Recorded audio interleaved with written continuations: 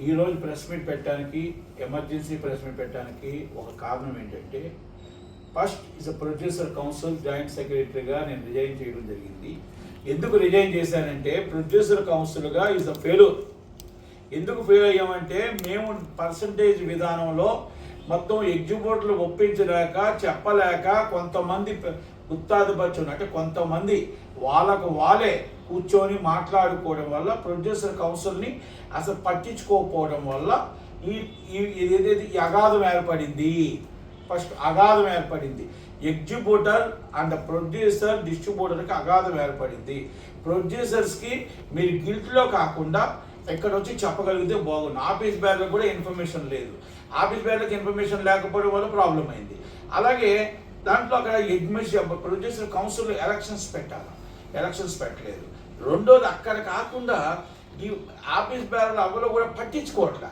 అంటే producer council అనేది మనం కాదు, ఎప్పుడో దాసనారాయణరావు గారు పెద్దలందరూ పెట్టిన ప్రొడ్యూసర్ కౌన్సిల్ని ఈరోజు కొన్ని వందల మెంబర్లు మొత్తం టోటల్గా బెనిఫిట్స్ పొందుతున్న ప్రొడ్యూసర్ కౌన్సిల్ పట్టించుకోకపోవడం వల్ల దురదృష్టకరం. ఆఫీస్ బేరలుగా ఉండి 10 మందికి ఉపయోగపడాలని ఈ పదవి ఉంటే ఏంటి, ఊడితే ఏంటి.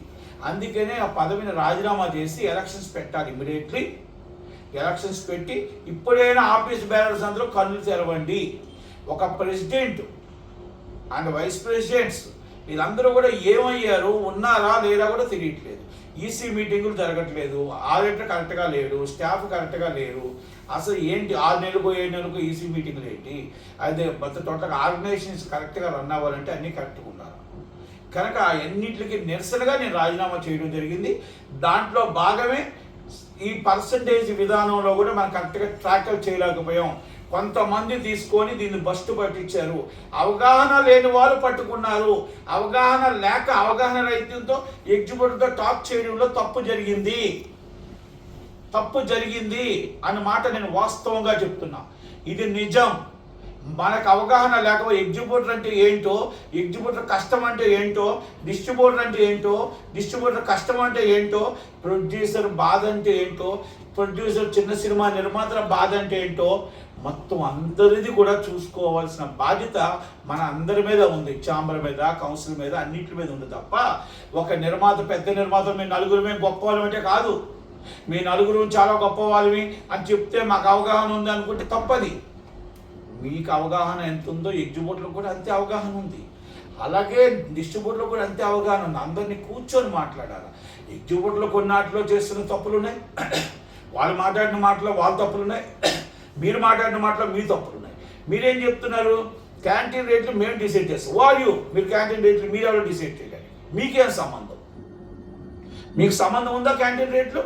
మీరు మల్టీప్లెక్సెస్ ఇండియా వైజ్గా మల్టీప్లెక్సెస్లో రేట్లు ఎక్కువ ఉన్నాయి. మీకు థియేటర్ ఓనర్కి అక్కడ సైకిల్ స్టాండ్ ఎంత ఉందో, క్యాంటీన్ రేట్లు ఎంత ఉన్నాయో అవన్నీ వాళ్ళు కదా డిసైడ్ చేసుకుంటారు.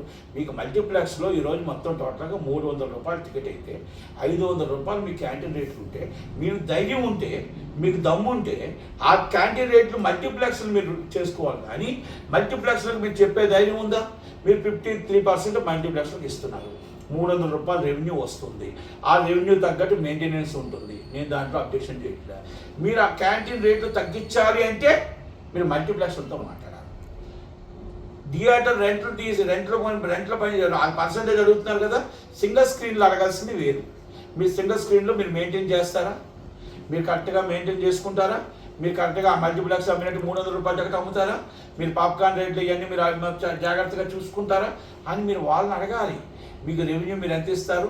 3 రోజుల తర్వాత మాకు ఆల్రెడీ మీ దగ్గర డెఫిసిట్ వస్తుంది కనుక ఇవన్నీ పర్సంటేజ్ విధానం మీరు అడుగుతున్నారు.